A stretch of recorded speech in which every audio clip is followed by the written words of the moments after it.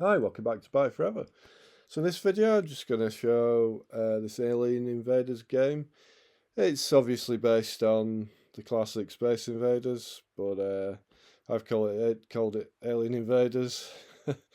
It's for the ZX Spectrum. It's featuring like some colours, a bit of sound as well, and it's written in assembly code. So I've been working on this over the past couple of weeks, off and on, trying to iron out little bugs. There's still quite a few bugs left. Um, I'll put a link in the description to GitHub where you can see the source code as well. If anyone's interested, there must be like one person out there who's interested in this.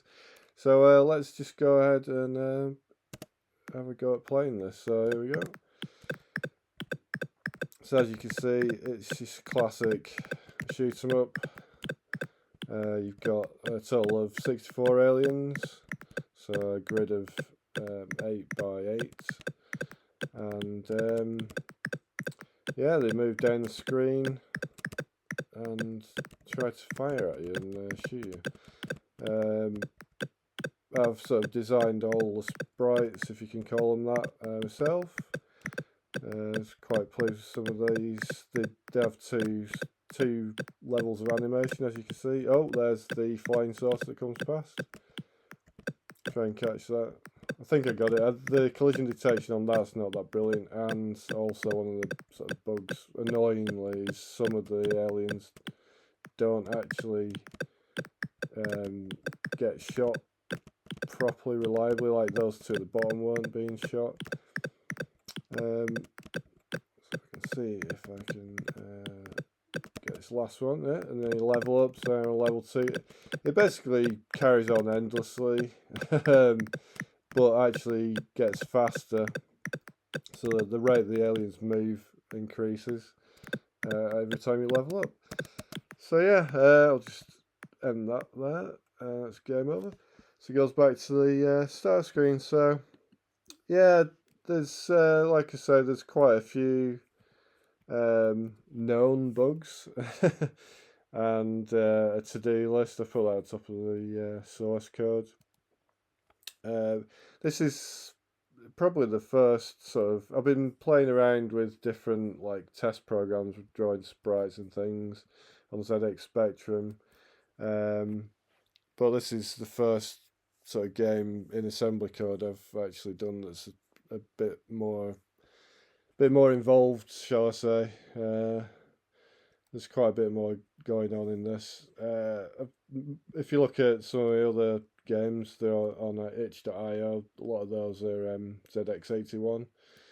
One of the sort of things I wanted to show actually is here. I've commented this out here, but this way of sort of indicating how much CPU time that you're using in the game loop. See if I can comment this back in and reassemble it. What it does, it basically sets the border colour. I think it's set it to like the cyan colour, the blue colour. So it sets that, and then after you use your main game loop, which is basically all in scan the keyboard, but it does everything.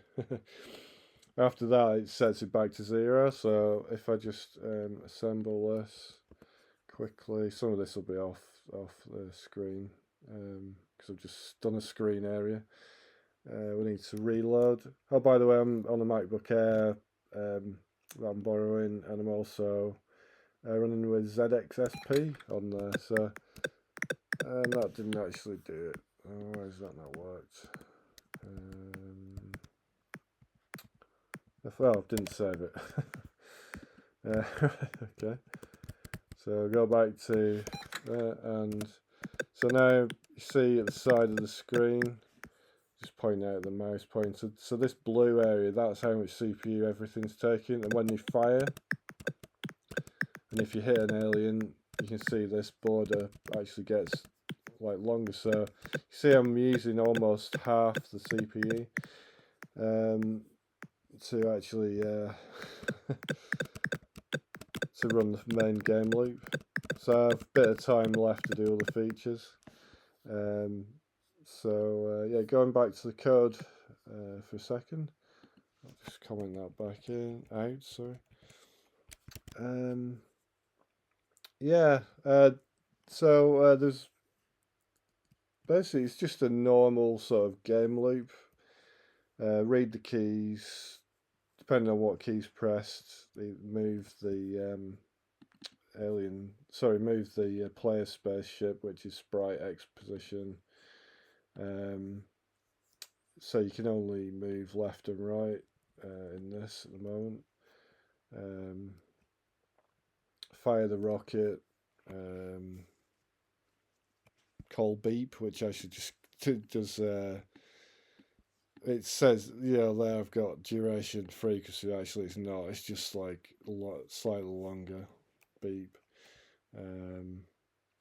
Yeah. So if you're interested, please like the video and subscribe to the channel if you'd like to see more of these. It does help motivate me to produce slightly more videos and work on this kind of thing. I do this anyway just because I'm interested in writing Z80 assembly and keeping some of these systems going a bit.